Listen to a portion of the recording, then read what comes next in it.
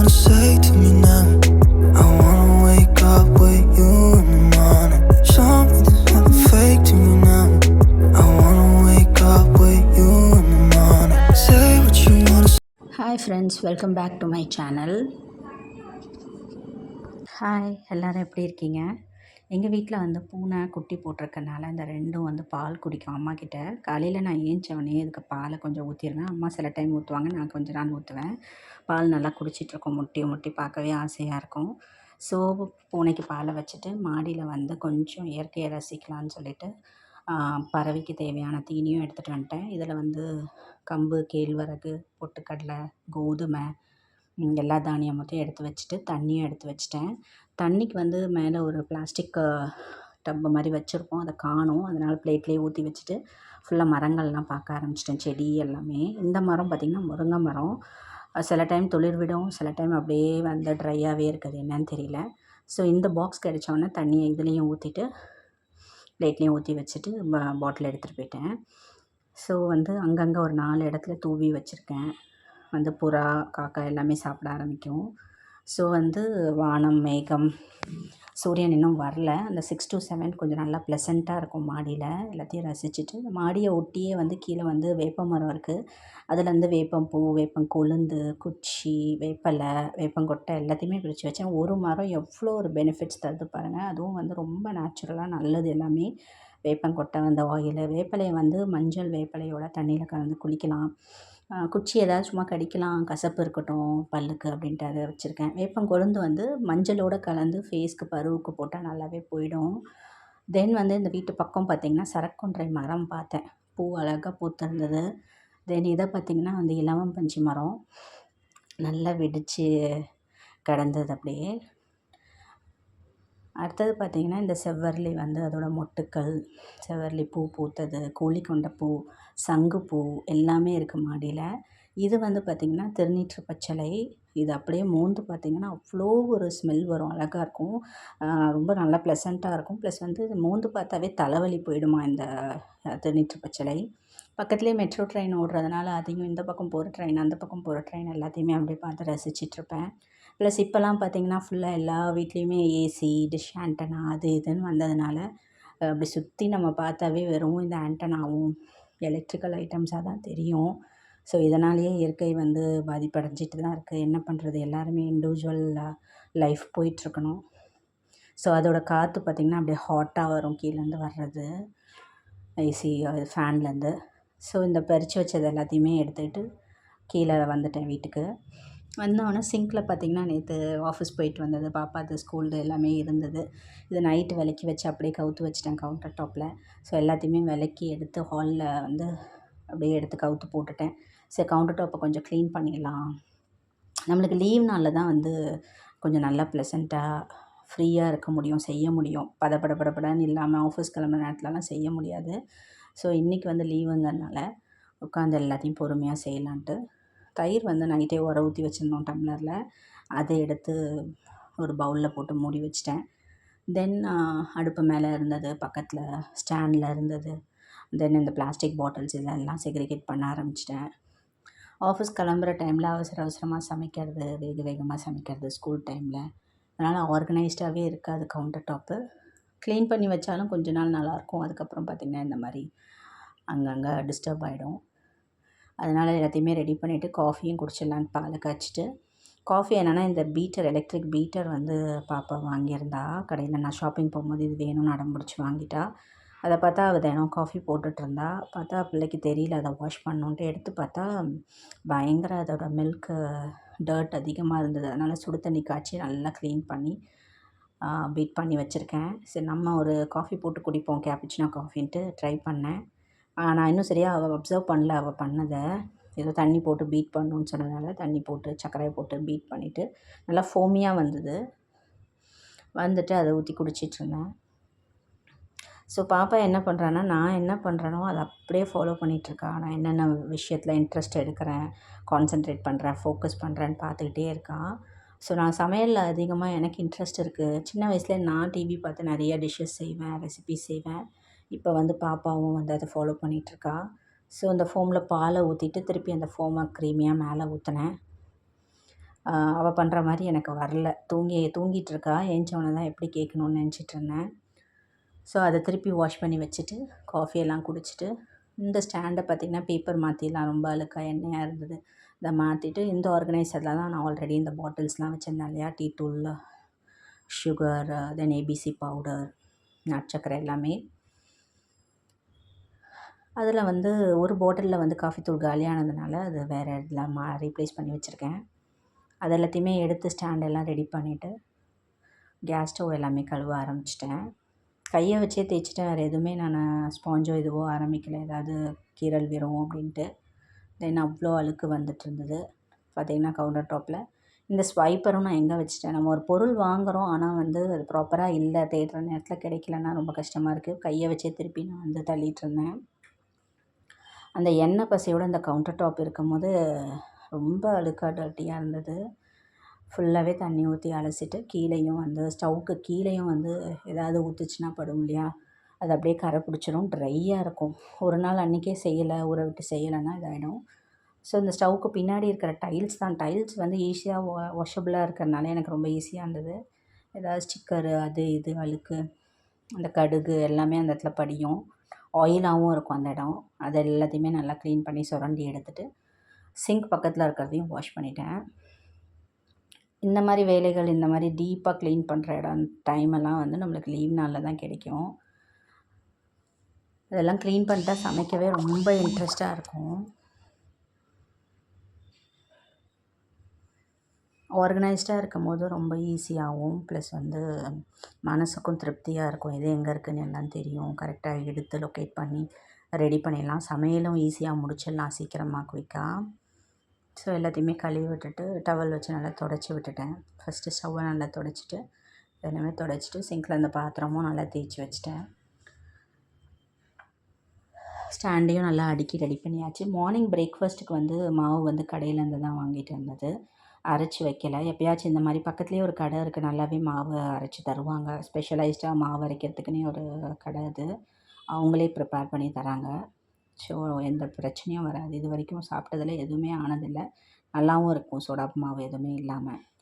பிரேக்ஃபாஸ்ட்டுக்கு இட்லி, சட்னி எல்லாம் ரெடி பண்ணிவிட்டு தென் வந்து ஷாப்பில் இந்த லீவ் நாளில் தான் ஃப்ரூட்ஸ் அண்ட் வெஜிடபிள்ஸ் வாங்கி வச்சுக்கிறது. பல்காக வாங்கிட்டோன்னா அன்றைக்கி சாட்டர்டே சண்டே நல்லா செஞ்சு சாப்பிட்லாம். ப்ளஸ் மீதி இருக்கிறத வந்து ஸ்கூல் டேஸு, ஆஃபீஸ் டைம் அந்த மாதிரியும் செஞ்சுக்கலாம். ஸோ அதனால் எல்லாத்தையுமே எடுத்து தனித்தனியாக ரெடி பண்ணிகிட்ருந்தேன் பாக்ஸில் வச்சு ஃப்ரிட்ஜில் வைக்கிறதுக்காக. லெமன், பச்சை மிளகா, கருவேப்பிலை, கொத்தமல்லி, தென் வந்து வெங்காயமும் வந்து சேப்பங்கிழங்கும் வெளியிலே வச்சுருவோம், தேங்காய், பூண்டு எல்லாமே. வெண்டைக்காய் வந்து பொரியல் செய்யலாம். பாப்பாவுக்கு ரொம்ப பிடிச்ச வெஜிடபிளே வந்து வெண்டைக்காய் தான். அதனால் அதை பொரியல் செஞ்சிடலான்ட்டு எடுத்து வச்சுருக்கேன்.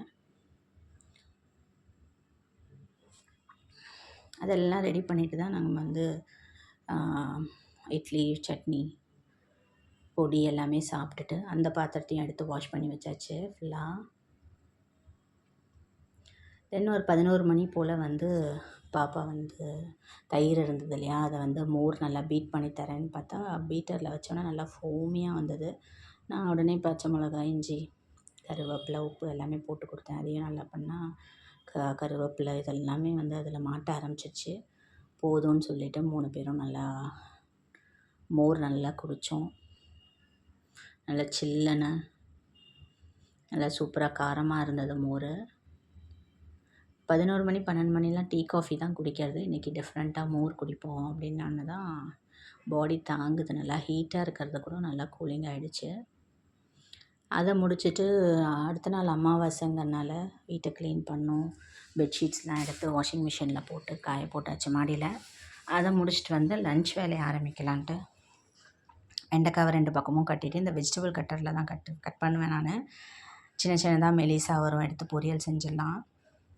சரி இதை பாப்பா நீ கட் பண்ணி கொடு, நான் வந்து சாம்பாருக்கு காய் அரிகிறேன்னு சொன்னோன்னே பாப்பா அழகாக கட் பண்ணி ஃபுல்லாக கொடுத்துட்டா. நான் வந்து கேரட்டு, தென் கொஞ்சம் சேப்பக்கிழங்கு, வெண்டைக்காய் போட்டு சாம்பார் வச்சிடலான்ட்டு பிளான் பண்ணி அதையும் கட் பண்ணி எடுத்துக்கிட்டேன். சாம்பார் வந்து 2 விதமாக வைக்கலாம். இந்த மெத்தட் என்னென்னு பார்த்திங்கன்னா, பருப்பு, துவரம் பருப்பு ஊற வச்சுருக்கணும், ப்ளஸ் தக்காளி, ஒரு பூண்டு, மஞ்சத்தூள் மட்டும் போட்டு வேக வச்சிடணும். ஒரு 3 விசில் வந்தால் போதும்.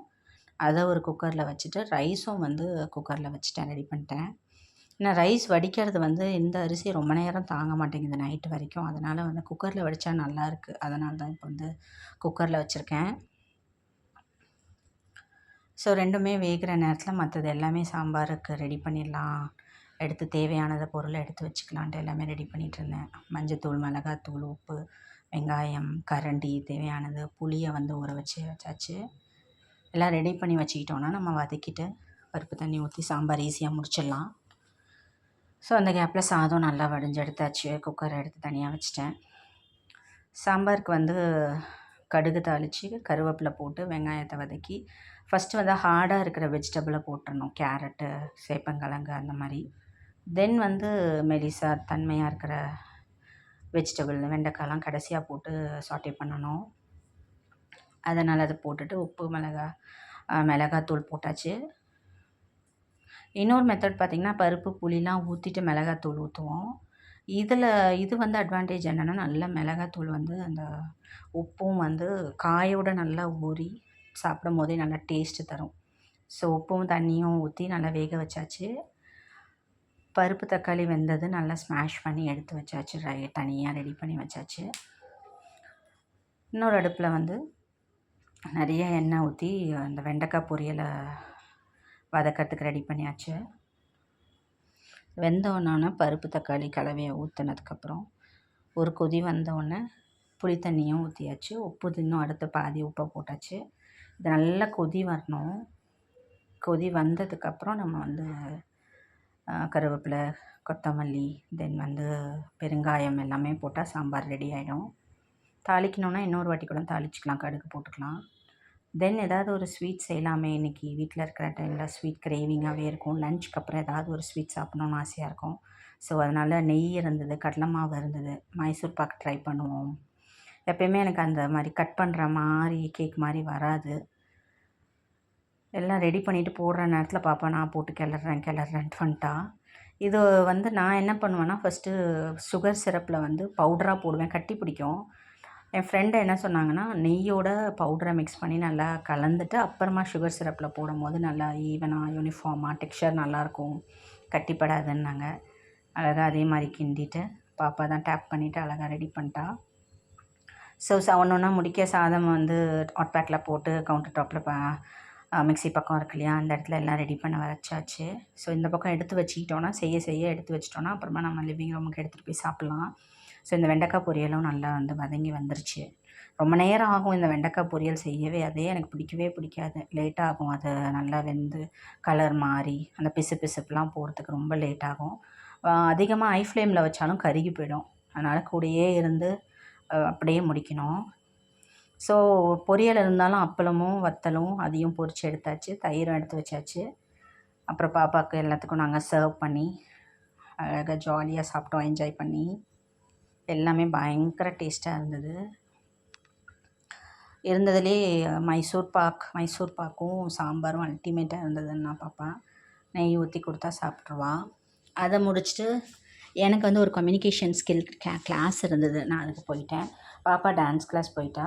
அவளை கூட்டிகிட்டு வரும்போது அவங்க டான்ஸ் டீச்சர் வீட்டில் பார்த்திங்கன்னா பயங்கரமாக கார்டன் அழகாக ரெடி பண்ணி வச்சுருப்பாங்க. மெயின்டெனன்ஸும் அவ்வளோ அழகாக பண்ணுவாங்க. எல்லா செடியும் வச்சுருக்காங்க அவங்க வீட்டில். எல்லா பூ, பட்டன் ரோஸு, செம்பருத்தி, அலோவேரா எல்லாமே வச்சுருக்காங்க. அதை கொஞ்சம் ரசிச்சுட்டு வீட்டுக்கு வந்தோம். பாப்பாவும் நானும் ஃபுல்லாக பூனையோட விளையாட ஆரம்பிச்சிட்டோம். பூனை குட்டியோட ஜாலியாக இருந்தது. அது சின்ன வயசில் எங்கள் வீட்டில் அது என்னமோ எங்களுக்கு ராசியே பார்த்திங்கன்னா பூனை இருக்கிறது வந்து ராசியாகவே இருக்குது. இந்த வீட்டுக்கு வந்து ரொம்ப நாளாக பூனை இல்லாமல் இருந்தது. அது என்னமோ இந்த வாட்டி 3 வருஷம் கழித்து இப்போ திருப்பி வந்து இந்த வீட்டில் பூனை வந்திருக்கு. ஸோ பாப்பாவும் விளையாடிட்டு இருந்தா. இதே ஏஜில் நான் வந்து பூனையோட விளையாடிட்டுருப்பேன். அம்மாவுக்கு என்ன நடக்குதோ அதே சீக்வென்ஸ் இந்த விஷயங்கள்லாம் இப்போது அவங்களோட பொண்ணுக்கோ பையனுக்கோ நடக்கும். அதை நாங்கள் அப்படியே கண்கூடாக பார்த்துக்கிட்டே தான் இருக்கோம். தென் எல்லாம் விளையாடி முடிச்சுட்டு பார்த்தா ஊர்லேருந்து வந்த வாழைக்காய் வந்து புகை போட்டு நல்லா மூடி வச்சிருந்தோம் பழமாகறதுக்கு. இது என்னமோ வந்து பச்சை பழம் மாதிரி, அது மஞ்சளாகவே ஆகல, பச்சை பழம் மாதிரி பச்சையாகவே இருந்தது. நல்லா பழுத்துருச்சு. கொஞ்சம் கருப்பான மாதிரி தோலில் மட்டும் இருந்தது. நல்லா இருந்தது. ஸோ பாப்பாவுக்கு வந்து ஸ்நாக்குக்கு சாலடுக்கு வந்து பப்பாயா, கிர்னி பழம், இந்த வாழைப்பழம் எல்லாத்தையுமே கலந்து நானும் பாப்பாவும் நல்லா என்ஜாய் பண்ணி சாப்பிட்டோம் கலர்ஃபுல் ஃப்ரூட்ஸை.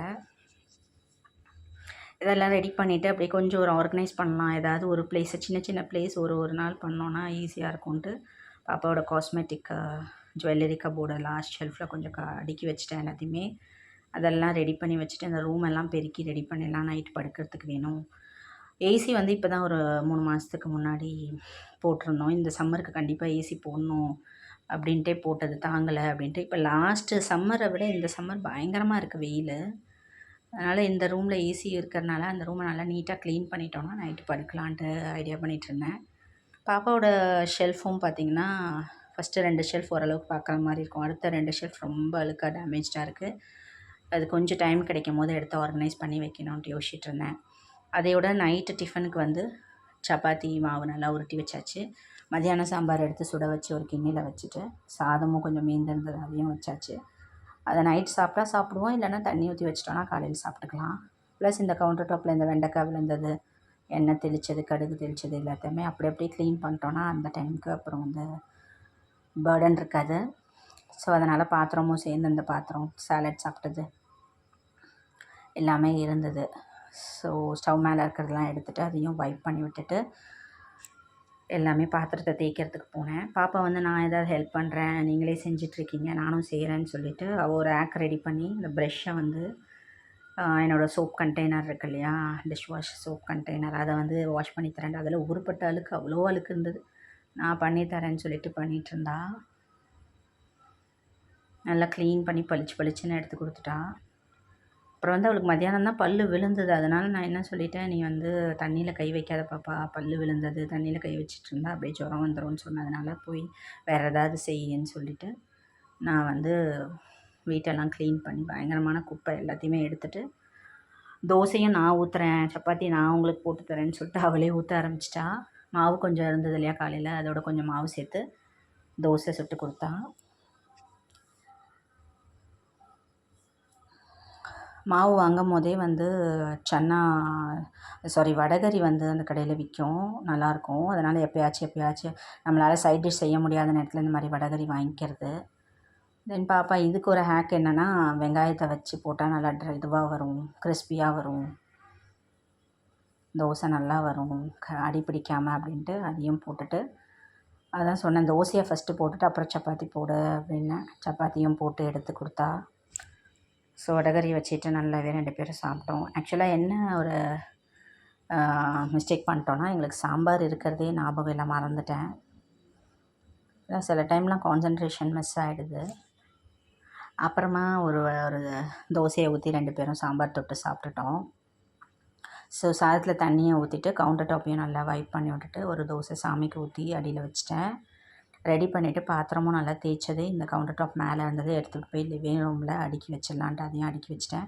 ஸோ கவுண்டர் டாப் ஃபுல்லாக க்ளீன் ஆகிடுச்சு, நீட் அண்ட் கிளியர் ஆகிடுச்சு. அமாவாசைக்கு படைக்கிறதுக்கு ரெடி ஆகிடுச்சு அடுத்த நாள்.